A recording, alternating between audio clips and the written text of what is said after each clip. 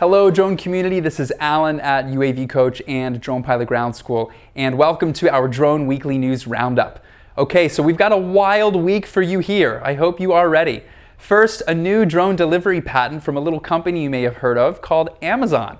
Then a drone gets attacked by a Siberian hawk. And finally, the drone manufacturing company Autel and how they have chosen to introduce geofencing in a recent firmware update.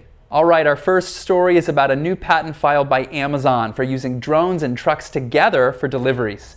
The patent proposes using a delivery truck with sensors and communication equipment that allows it to control both ground and flying drones. Although Amazon was one of the first big companies to see the huge potential of delivery drones, it hasn't really started making drone deliveries at scale.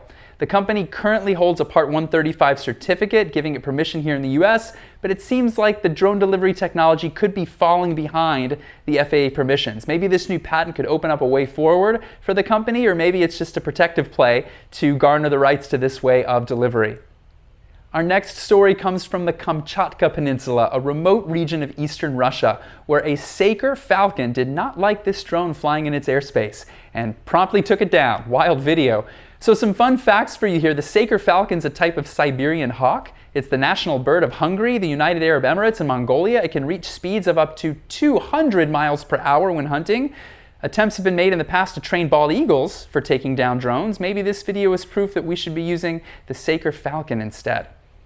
Okay, lastly, in its latest firmware update, the Autel Evo II will be getting geofencing. It's going to apply to airspace in the US, Australia, Japan, and parts of China. Now, one of the reasons so many people like to fly Autel drones is that historically, they have not had geofencing. This isn't to break the rules or fly where you're not supposed to fly, but just to avoid the separate step of checks and balances. If you're flying a DJI drone, you're familiar likely with the DJI geofencing process. You might have permission or you know you're able to fly in an area and then get held up having to ask again through DJI. So a lot of people don't like geofencing. The good news is that Autel's geofencing, at least at this time, is informational. It's in the software. It's meant to help you understand the area around you without being too prescriptive or prohibitive in the way that it actually controls the drone from taking off. So that's good news. All right, folks, don't forget to subscribe to our YouTube channel to stay up to date on the latest drone news.